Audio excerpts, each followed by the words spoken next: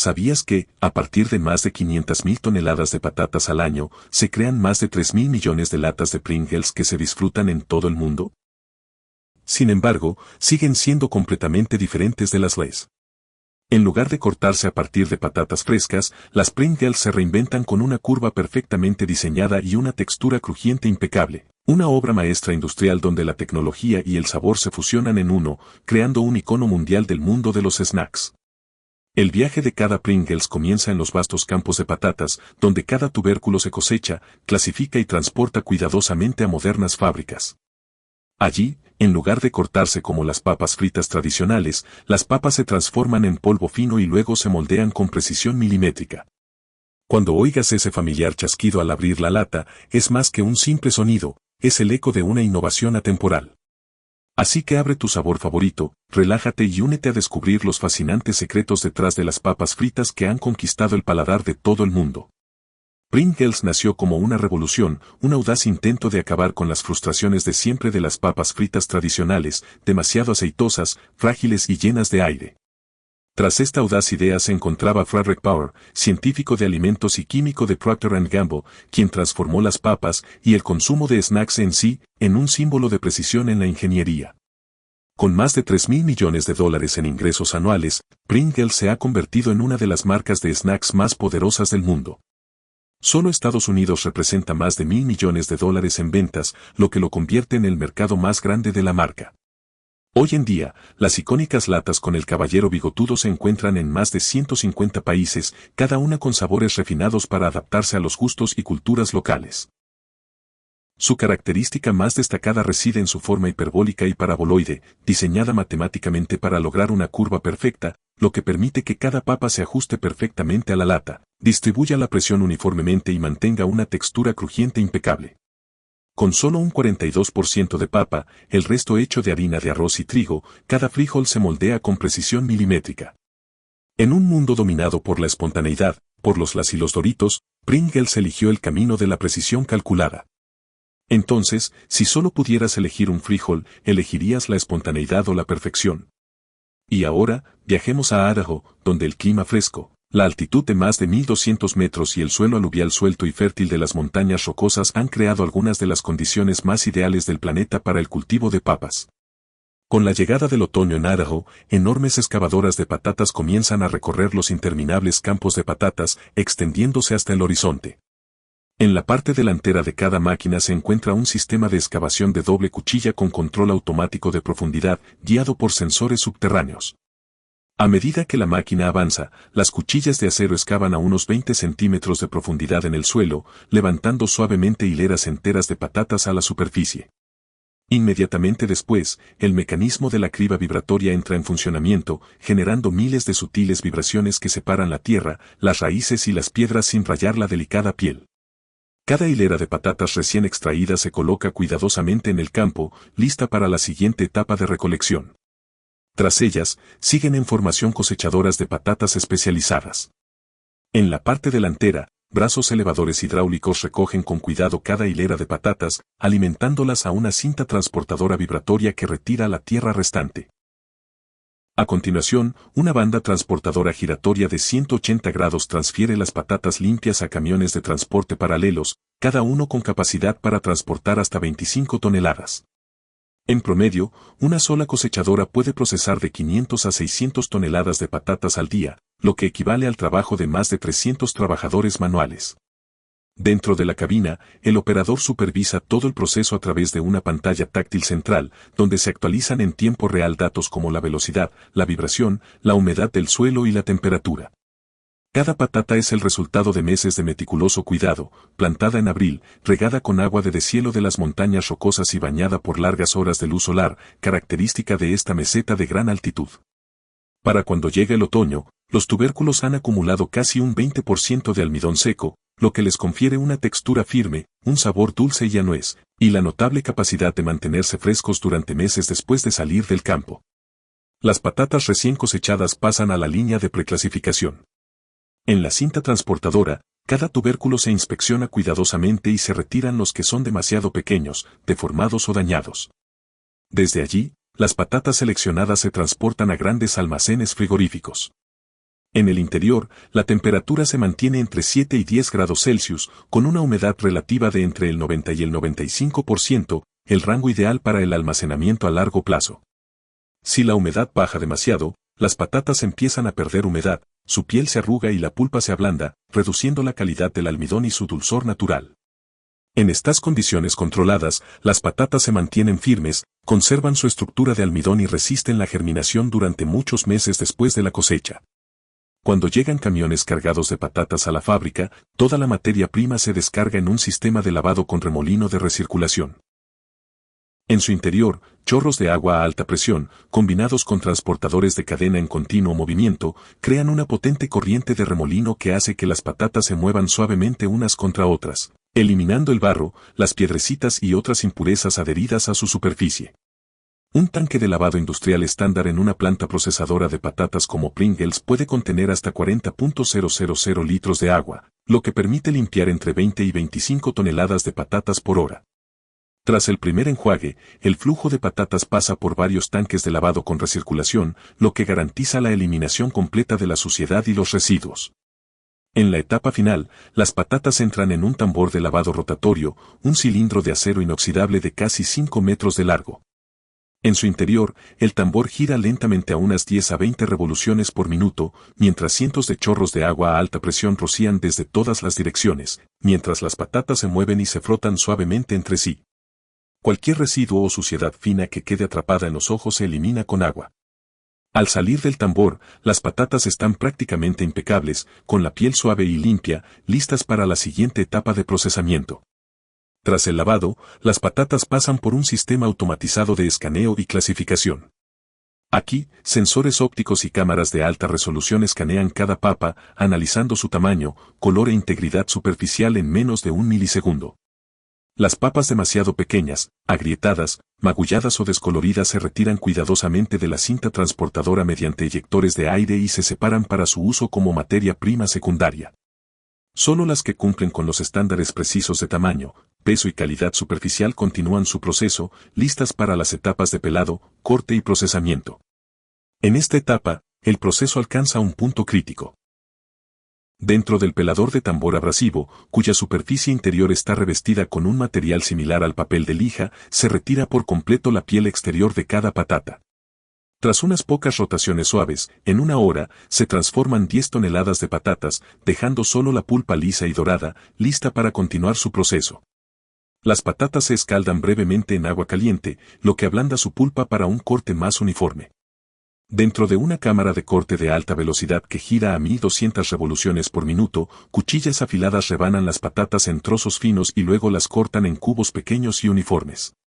Desde allí, las piezas se desplazan por una cinta transportadora vibratoria donde un escáner óptico automatizado inspecciona cada fragmento y, con solo detectar un pequeño defecto o mancha oscura, un preciso chorro de aire comprimido lo retira instantáneamente de la línea. Desde la cinta transportadora de corte, los bloques de papa calificados se introducen inmediatamente en una cámara de vapor presurizada, donde el vapor saturado comienza a definir su textura crujiente. A alta temperatura, el almidón de las papas se gelatiniza por completo, permitiendo que el núcleo se cocine uniformemente, mientras que la capa exterior se vuelve suave y elástica, perfectamente preparada para darle forma. Inmediatamente después de la cocción, las papas ablandadas caen en una gran mezcladora industrial, donde se trituran hasta obtener una pasta suave y se filtran cuidadosamente para eliminar cualquier residuo fibroso. El puré fino se extiende sobre grandes tambores de secado giratorios, donde el vapor se evapora rápidamente bajo la superficie caliente, transformando la mezcla en láminas finas y flexibles. Al desprenderse del tambor, estas láminas se crujen y se rompen, deshaciéndose en copos secos que posteriormente se muelen para obtener un fino polvo de patata. Este es el momento decisivo que confiere a Pringles su inconfundible identidad. Dentro de una enorme mezcladora industrial, las hojuelas de papa deshidratadas se mezclan con agua, almidón de maíz, harina de arroz, almidón de trigo, harina de maíz desgerminada, maltodextrina, emulsionantes y una cantidad precisa de sal. El resultado es una masa semihúmeda de color amarillo pálido, suave, elástica y con una textura similar a la arena mojada, a diferencia del puré seco y desmenuzable que se usa para las papas fritas en rodajas. Desde aquí, la masa de papa pasa a una cinta transportadora continua, donde un enorme rodillo de acero comprime la mezcla caliente y suave en una lámina ultrafina de apenas 1 milímetro de grosor, suave, elástica y perfectamente uniforme, como una alfombra interminable de almidón. Bajo una presión y temperatura cuidadosamente controladas, las moléculas de almidón se unen firmemente, formando una estructura estable y cohesiva, lista para ser moldeada. La lámina de masa pasa entonces por una cortadora rotatoria, moldeando continuamente pulcras formas ovaladas, apodadas cariñosamente dovals por los trabajadores de la fábrica. El exceso de masa que queda entre los cortes se aspira inmediatamente de vuelta al sistema para reciclarse en el siguiente lote. Freír es la etapa más crucial para cualquier marca de snacks. En Pringles, los bordes de cada rebanada se fijan, mientras que el centro se infla suavemente al entrar en contacto con el aceite caliente, formando su icónica forma de doble curva. Este diseño no solo evita que las papas se rompan al apilarlas, sino que también crea la característica curva de silla de montar que ninguna otra papa en el mundo puede replicar. Y después de todas las transformaciones, este es el momento en que las Pringles finalmente reciben su esencia, el condimento. Apenas 11 segundos después de freírse, cada papa crujiente recibe un chorro de aire caliente para eliminar el exceso de aceite. En la cinta transportadora, miles de papas fritas pasan por una cámara de sabor, donde una fina capa de condimento en polvo cubre cada superficie de manera uniforme y firme. Cada día, la fábrica utiliza alrededor de 2.7 toneladas de condimentos, produciendo más de 160 sabores distintos. Desde el picante wasabi de Japón, el intenso chile y lima de México, hasta el rico queso cheddar de Estados Unidos, cada Pringle se convierte en un pequeño recipiente de cultura, que lleva el sabor de diferentes rincones del mundo. ¿Y la forma más divertida de explorarlas? Combina varios sabores y dale un gran mordisco, porque con cada crujiente chasquido, podrías descubrir una combinación que nunca antes imaginaste. Al final de la línea de producción, las rebanadas de Pringles, perfectamente curvadas, se apilan en un orden impecable en la cinta transportadora, como un ejército disciplinado en formación. El sistema mecánico las comprime formando una columna recta, las envuelve en una película protectora, sella la base metálica y cierra la tapa de plástico. Inmediatamente después, las latas terminadas continúan su camino hacia cajas de cartón, normalmente de 12 a 24 latas por caja. Antes de salir de la línea de producción, expertos en calidad realizan catas a ciegas bajo luz roja para evaluar la textura crujiente, el sabor y el equilibrio de sazón.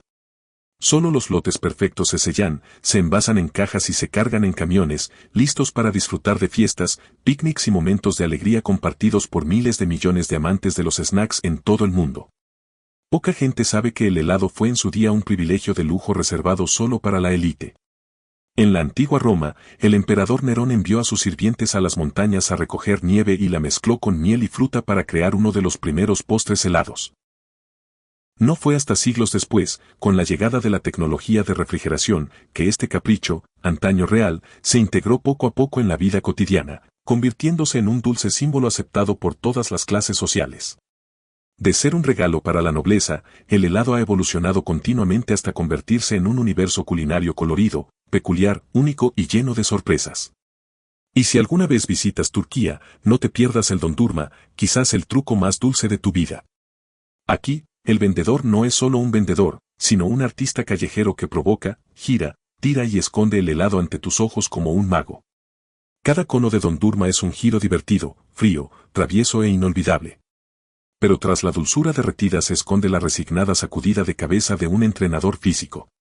Una sola bola de helado, aparentemente inofensiva, puede contener hasta 250 calorías, el equivalente a una hora de levantamiento de pesas intenso. Esa pequeña alegría, si no se controla, puede acabar con una semana entera de dieta estricta. Y ahora comienza el verdadero viaje. Síganme a las granjas lecheras de Wisconsin, la tierra lechera de Estados Unidos, la cuna del helado que tanto disfrutan. Para lograr la máxima calidad, las vacas reciben una dieta cuidadosamente equilibrada combinada con ejercicio adecuado, garantizando resistencia y productividad estable. Al llegar la época reproductiva, las vacas madres reciben cuidados especiales para que tanto ellas como sus crías crezcan fuertes y sanas. Y en el mismo instante en que la cría recién nacida respira por primera vez, el cuerpo de la madre comienza a producir abundante leche pura y rica en nutrientes. A partir de ese torrente de leche, la creación de un delicioso helado da oficialmente su primer paso. Al llegar la temporada de ordeño, las vacas entran tranquilamente en las estaciones de ordeño automáticas, donde cada paso está completamente controlado por tecnología avanzada. Cada animal se identifica mediante un chip en la oreja que registra la producción exacta, la hora de ordeño y su estado de salud. En promedio, cada vaca produce de 25 a 30 litros de leche al día, que se transfiere directamente a través de tuberías cerradas de acero inoxidable a tanques de enfriamiento a 4 grados Celsius, preservando la frescura y los probióticos esenciales. Apenas unas horas después de ser ordeñada y enfriada, gigantescos camiones Tantor, verdaderos refrigeradores móviles, salen de la granja con leche fresca camino a la fábrica de helados. En su interior, un aislamiento grueso y tanques sellados mantienen la leche en su estado más puro. Cada camión puede transportar más de 20.000 litros de leche, suficiente para abastecer una línea de producción completa. En la puerta de la fábrica, se toman muestras directamente del tanque para analizar su limpieza, frescura, contenido de grasa y, sobre todo, residuos de antibióticos. Solo una traza por encima del umbral de seguridad extremadamente bajo. Por ejemplo, la penicilina G no está permitida en más de 0,05 partes por millón, y todo el camión, decenas de miles de litros, será rechazado de inmediato. Solo después de superar todos estos rigurosos estándares, la leche se bombea al sistema de admisión, lista para comenzar su proceso de transformación en un refrescante helado. Solo cuando la leche cumple con el estándar de pureza absoluta, pasa a la etapa de mezcla, donde cada ingrediente del helado, desde la leche fresca, la nata, el azúcar y la leche en polvo, hasta los estabilizantes y emulsionantes, se mide con precisión de gramos. Todos se mezclan en enormes tanques de mezcla, a una temperatura de entre 40 y 50 grados Celsius, para que el azúcar se disuelva rápidamente, la grasa se disperse con suavidad y todos los componentes se integren uniformemente. Si se omite o se realiza un mal manejo de este paso, la mezcla se separará, el azúcar se cristalizará o la grasa se aglutinará, defectos que ni siquiera la tecnología más avanzada puede solucionar una vez terminado el helado. Inmediatamente después de mezclar, la mezcla de leche se bombea a centrífugas de alta velocidad que giran a una velocidad de hasta 6.000 revoluciones por minuto. En tan solo unos minutos, la crema más ligera sube a la superficie, mientras que la leche desnatada, más espesa, se hunde. Este sofisticado filtro de grasa determina con precisión la intensidad y cremosidad de cada helado. Los ingenieros recombinan estas dos partes en proporciones precisas, 12% o 14% de grasa, según la línea de productos. Al mismo tiempo, se añaden leche en polvo, azúcar y estabilizantes para aumentar el contenido proteico, mejorar la suavidad y mantener la estabilidad estructural durante la congelación. El resultado es una base de leche perfectamente uniforme, sedosa y lista para la etapa de pasteurización. Inmediatamente después de homogeneizarse hasta obtener una textura sedosa, la base de leche entra en su protección de seguridad, la pasteurización. Aquí, la mezcla se calienta a una temperatura de 85 a 90 grados Celsius durante unos 30 minutos, o se trata a una temperatura más alta durante solo unos segundos, lo suficiente para destruir las bacterias dañinas y desactivar las enzimas que la deterioran, a la vez que conserva el sabor y los nutrientes. En la producción moderna, primero se llena el molde con una fina capa de la mezcla y solo entonces se inserta el palito en su posición exacta. Brazos robóticos realizan este paso con precisión milimétrica, garantizando que, a medida que el helado se solidifica, el palito se convierta en un puente perfecto entre la delicia congelada y la mano humana. Dentro de la fábrica de helados, a menudo comparada con un paraíso para millones de niños, el proceso de moldeado es el momento preciso en que la dulce leche líquida adquiere la forma de refrescantes delicias heladas. Sobre relucientes transportadores de acero, cientos de moldes metálicos se alinean cuidadosamente, cada uno diseñado con precisión milimétrica para crear formas irresistibles, desde la clásica barra esbelta hasta el elegante diseño redondeado. Las boquillas automatizadas trabajan en perfecta sincronía, bombeando la mezcla de helado a cada molde con velocidad y presión precisas, garantizando que cada barra tenga una textura suave y sin burbujas de aire. La tecnología avanzada reduce instantáneamente la temperatura del molde a valores negativos profundos al verter la mezcla, lo que permite que el helado tome forma, casi al instante. Una sola línea de producción puede llenar hasta 20.000 moldes por hora, una cifra impresionante que asombra a cualquiera. Tras enfriarse, la mezcla está lista para convertirse en un helado terminado. Y cuando se trata de barras de helado, más allá de la crema fría que se derrite en la lengua, hay un personaje silencioso que completa la experiencia, el pequeño palito de madera. Puede parecer que solo sirve para sujetar, pero a veces desprende un ligero aroma a madera, y muchos se encuentran lamiéndolo distraídamente incluso después de terminar el helado, saboreando el último rastro de dulzura. Estos palitos de madera vienen en muchas formas, cortos, largos, redondos, planos, y a menudo se reciclan, listos para comenzar una nueva vida.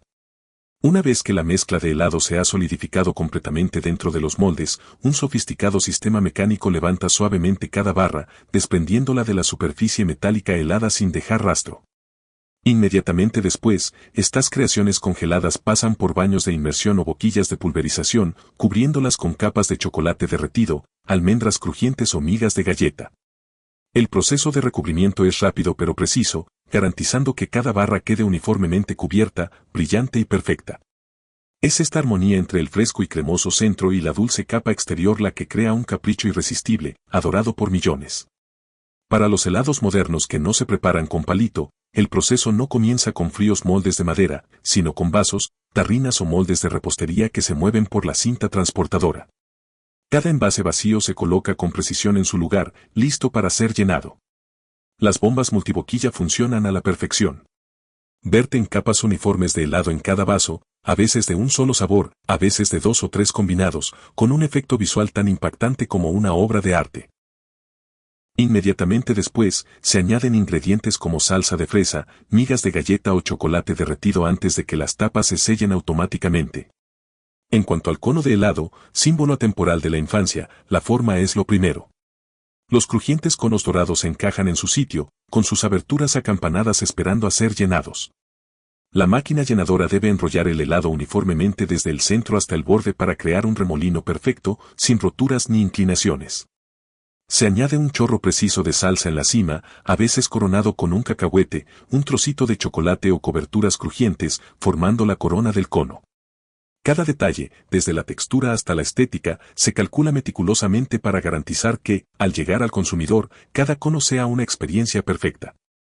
Cada tipo de helado, desde la clásica barra de palito y el cono crujiente hasta las tarrinas y los sándwiches, cuenta con su propio molde de envasado y una línea de producción especializada.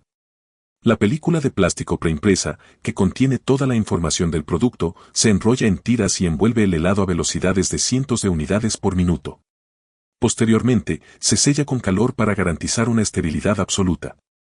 Este proceso cumple estrictamente con las normas internacionales de seguridad alimentaria, protegiendo la frescura y el sabor mientras prepara cada producto para su viaje a millones de amantes del helado en todo el mundo. Inmediatamente después, los productos se transfieren a cámaras de ultracongelación, donde se mantienen a una temperatura estable de aproximadamente -25 grados.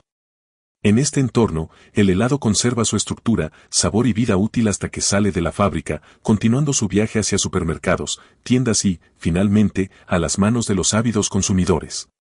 De la dulce historia de un imperio chocolatero que transformó a Estados Unidos, viajemos de vuelta a donde todo comenzó. Las plantaciones de cacao, donde cada grano amargo se cuida para crear esa dulzura legendaria. Para fomentar la polinización, una parte de las cáscaras y ramas que quedan después de la cosecha se conserva en el suelo. Este mantillo natural ayuda a retener la humedad del suelo y sustenta el hábitat de las moscas diminutas, los polinizadores silenciosos del cacaotal. Estas moscas diminutas pertenecen al género Forciponia, mosquitos que pican y miden tan solo unos milímetros. Sin embargo, desempeñan un papel crucial en la polinización de las flores del cacao, que son extremadamente pequeñas y florecen cerca del tronco del árbol. Sin ellas, la producción de cacao podría disminuir hasta en un 90%, lo que afectaría silenciosamente a toda la industria chocolatera mundial. Actualmente, existen 2 métodos comunes de propagación del cacao, el cultivo a partir de semillas y la propagación por esquejes. Cultivar a partir de semillas es el método más sencillo, pero las plántulas resultantes suelen variar debido a sus diferentes rasgos genéticos. En una misma cosecha, algunos árboles pueden producir vainas excepcionalmente deliciosas, mientras que otros tienen un rendimiento bajo o les cuesta adaptarse al clima. Es una apuesta genética que muchos agricultores modernos ya no están dispuestos a asumir. En cambio, la propagación por esqueje, que consiste en tomar una rama del árbol madre para cultivarla, produce plantas genéticamente idénticas con un rendimiento y una calidad consistentes. Este método es el preferido en las plantaciones comerciales de cacao. Tras cortarlas del árbol madre, las ramas se cuidan en un vivero durante unos 4 o 5 meses para desarrollar un sistema radicular fuerte antes de trasplantarlas al campo. La poda se realiza anualmente, pero la técnica varía según la estación y la salud del árbol. Si el verano es demasiado crudo, la poda se pospone hasta que el clima refresca y llegan las lluvias, ya que los árboles de cacao son muy vulnerables a sufrir daños en condiciones extremas.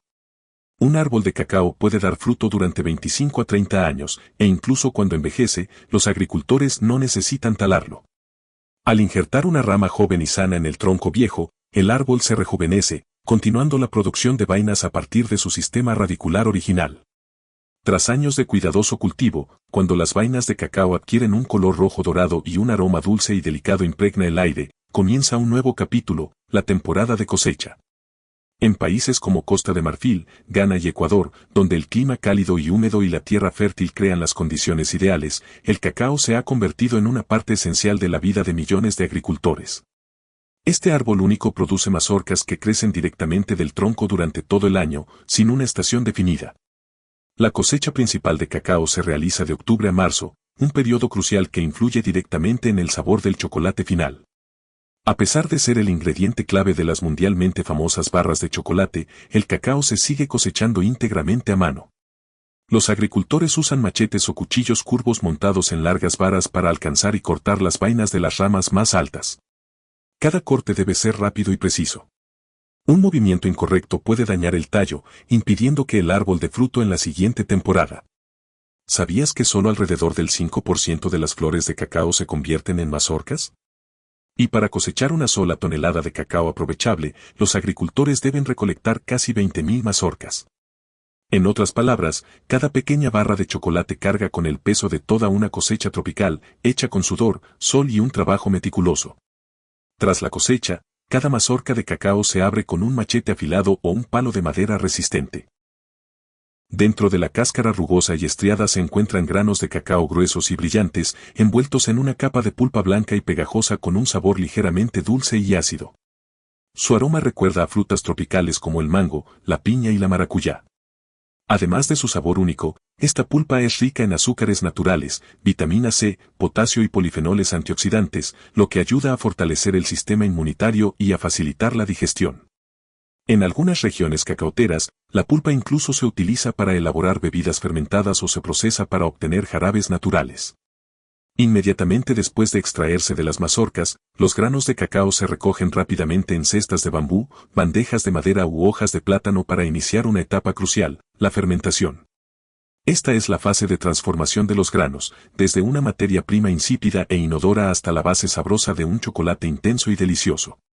Durante 5 a 7 días, los microorganismos de la pulpa blanca elevan la temperatura de la masa del grano a unos 50 grados Celsius, lo que desencadena una cascada de cambios químicos que desarrollan su complejo sabor. Cada día, es necesario voltear los granos para que respiren y evitar la aparición de moho. Porque incluso un solo descuido puede convertir un lote de cacao fragante en algo agrio y estropeado, como pepinillos fermentados en mal estado. Una vez que los granos se han secado al sol correctamente, se envasan en sacos gruesos de yute, sacos resistentes y transpirables que ayudan a preservar la calidad del grano durante el transporte a larga distancia. Cada saco pesa aproximadamente entre 60 y 65 kilogramos y se pesa cuidadosamente para garantizar su consistencia. Antes de salir de la finca, cada saco se etiqueta con etiquetas de trazabilidad, números de lote e información de la finca.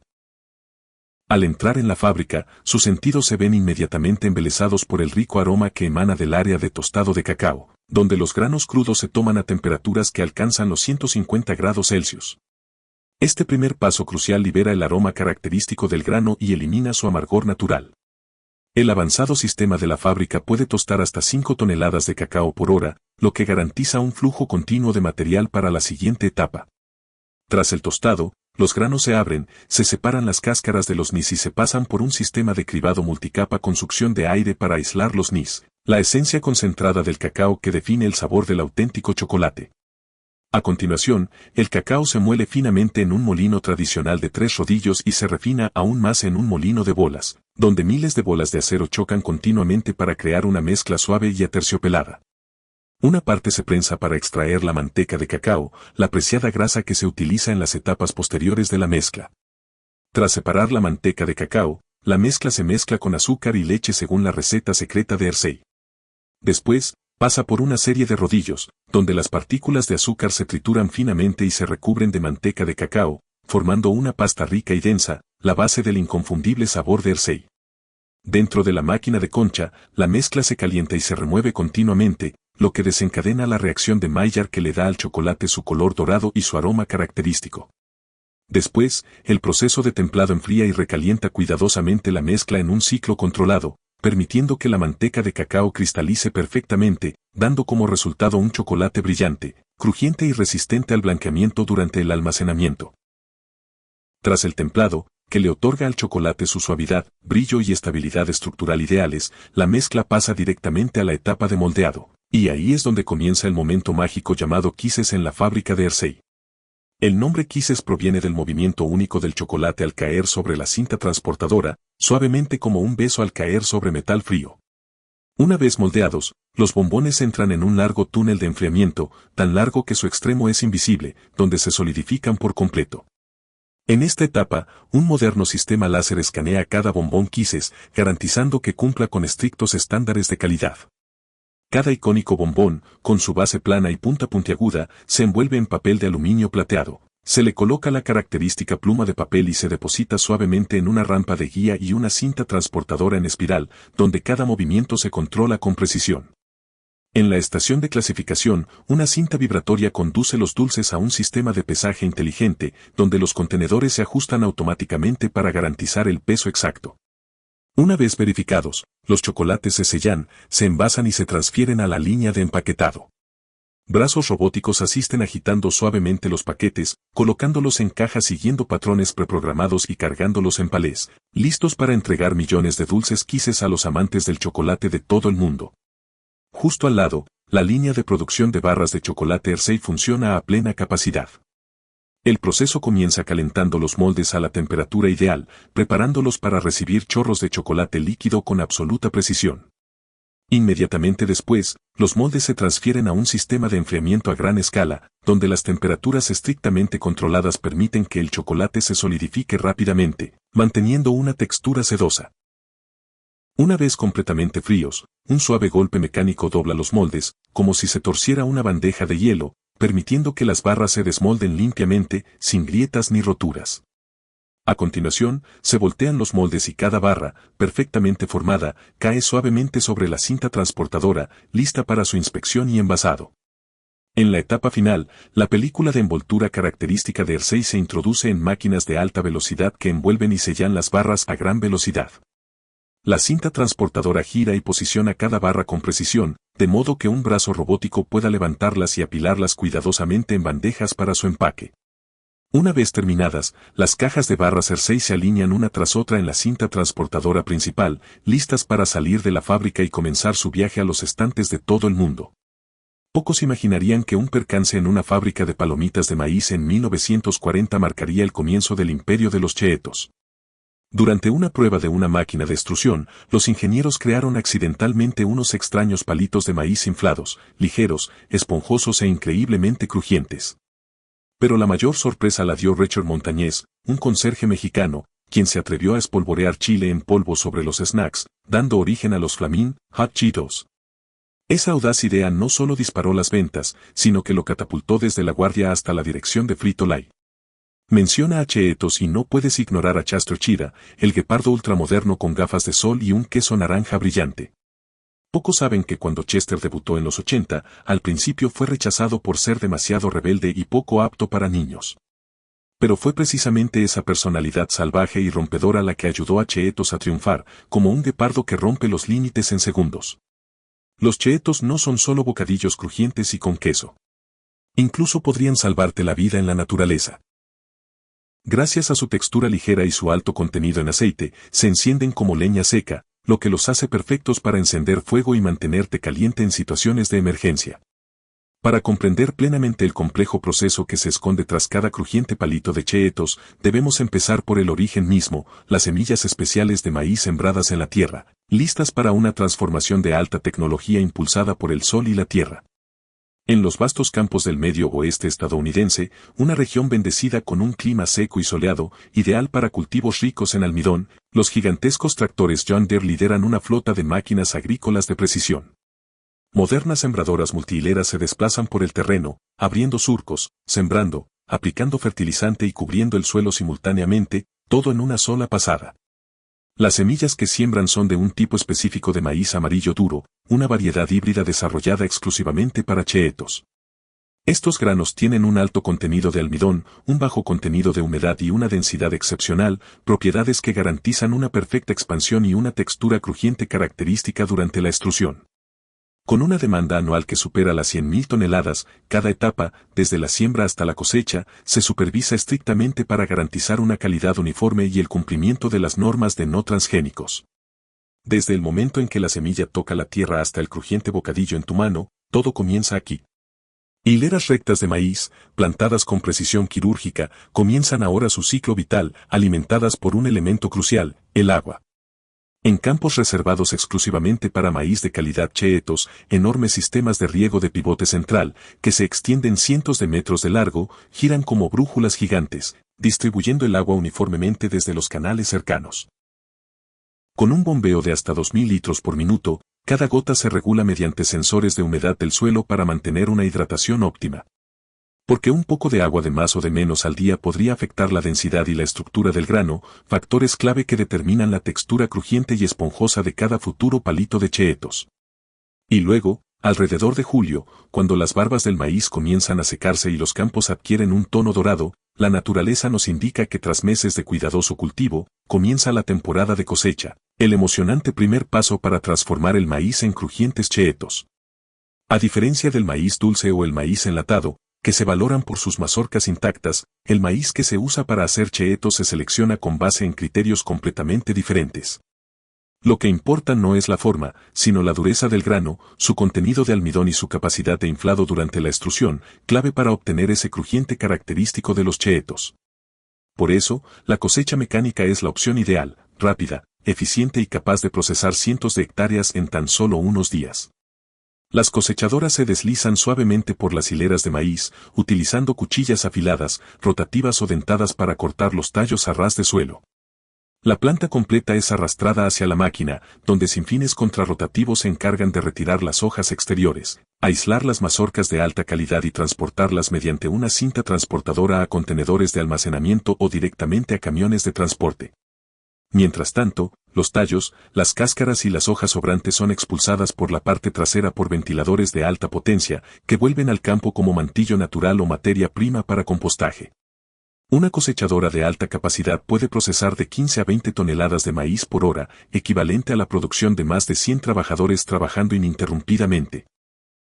Además de la velocidad, la máquina minimiza las magulladuras, preservando la integridad estructural del grano y garantizando la máxima frescura. Tras la cosecha, el maíz se carga en grandes camiones de transporte, cada uno con una capacidad de aproximadamente 25 toneladas, y se transporta inmediatamente a las instalaciones de procesamiento cercanas para garantizar que los granos se mantengan tan frescos y de alta calidad como al salir del campo. Antes de entrar a la planta procesadora, pasemos por las fincas, donde aún se utiliza un método de cosecha semimanual. Los trabajadores recorren las hileras de maíz, desgranando hábilmente cada mazorca a mano y colocándolas en una cinta transportadora acoplada a un tractor. Al seleccionar directamente en el campo, solo se recogen las mazorcas en su punto óptimo de maduración, lo que garantiza granos más uniformes, un factor clave para un producto final con una textura crujiente e inflada perfecta. Es una combinación de agudo criterio humano y potencia mecánica, que ofrece calidad y eficiencia.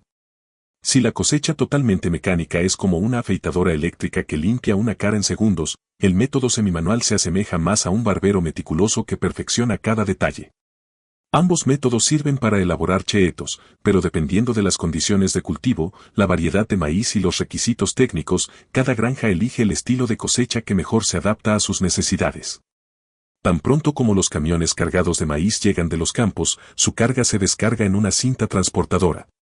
Desde allí, una cinta inclinada eleva el maíz y lo transfiere rápidamente a la zona de preprocesamiento dentro de la fábrica. Aquí, los trabajadores colaboran con sistemas de sensores automatizados para inspeccionar el maíz entrante. Cualquier mazorca que presente señales de plagas, magulladuras o que no cumpla con los estándares de calidad es rechazada. Solo se permiten las que cumplen con estrictos criterios de frescura, tamaño y color para garantizar una calidad constante en todo el lote de producción. Tras pasar la inspección, las mazorcas de maíz calificadas se introducen en una desgranadora automática, donde se retiran las hojas y los pelos con precisión en segundos. La máquina utiliza un sistema de rodillos giratorios combinado con cuchillas de corte de alta velocidad, todas controladas por sensores para mantener una fuerza de corte constante, lo suficientemente fuerte como para retirar las capas externas, pero lo suficientemente suave como para dejar los granos intactos. Cada máquina puede procesar entre 3.000 y 5.000 mazorcas de maíz por hora, superando con creces la producción de cualquier equipo de trabajo manual. Todas las hojas y los pelos retirados se recogen y se envían a un área de reciclaje o compostaje, donde se descomponen en condiciones controladas de temperatura y humedad, con la ayuda de aditivos microbianos para acelerar la descomposición natural. Inmediatamente después, el maíz se transfiere a una cámara de lavado a alta presión, donde cientos de chorros de agua limpia se rocían continuamente desde múltiples ángulos para eliminar la suciedad y las impurezas.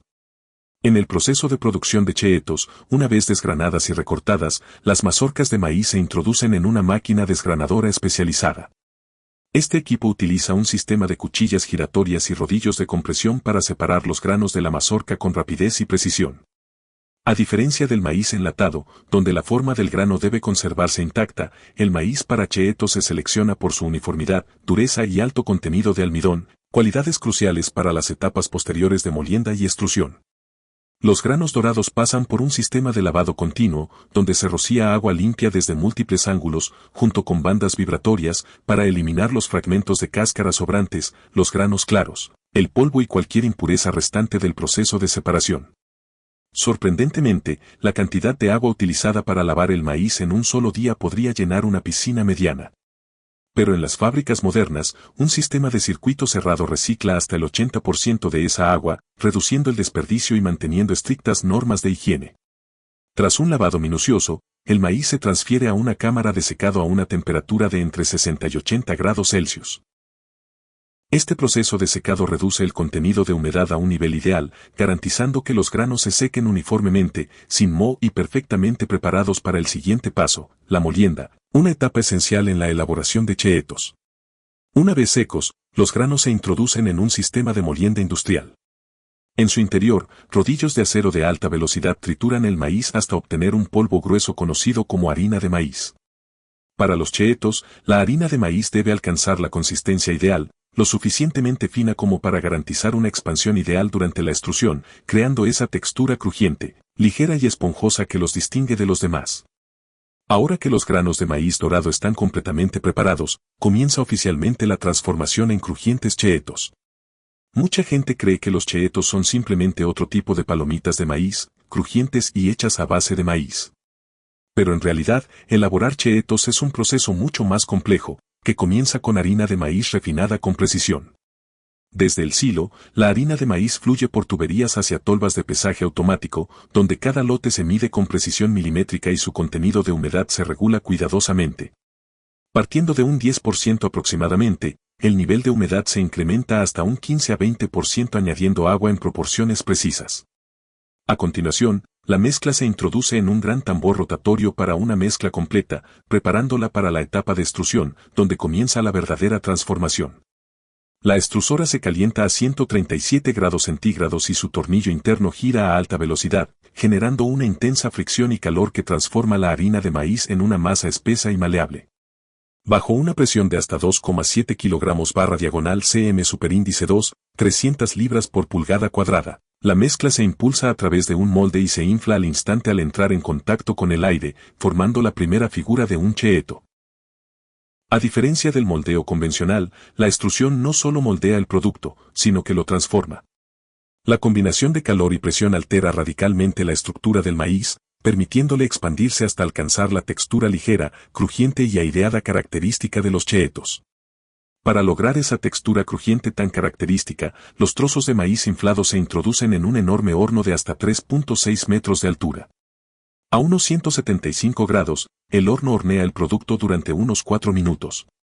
En su interior, los snacks giran a través de múltiples niveles apilados, como una escalera de caracol, garantizando que cada superficie esté uniformemente seca y perfectamente crujiente. Tras hornearse, los trozos de maíz inflado entran en un tambor giratorio de sabor. Aquí, El aceite de arroz se mezcla con queso cheddar curado en polvo, se calienta y se remueve hasta obtener una mezcla suave y cremosa. Esta mezcla de queso se rocía desde un extremo del tambor, mientras los snacks giran a través de una cámara giratoria de 7,6 metros de largo, cubriendo cada pieza uniformemente con el intenso y característico sabor a queso de Cheetos. Es en ese giro final donde se añade la fórmula secreta del queso, la misma receta que ha enganchado a todo el mundo a los Cheetos sin siquiera saber por qué. Una vez terminados, los Cheetos se envían a un sistema de envasado automatizado, donde se pesan, clasifican y sellan en bolsas individuales.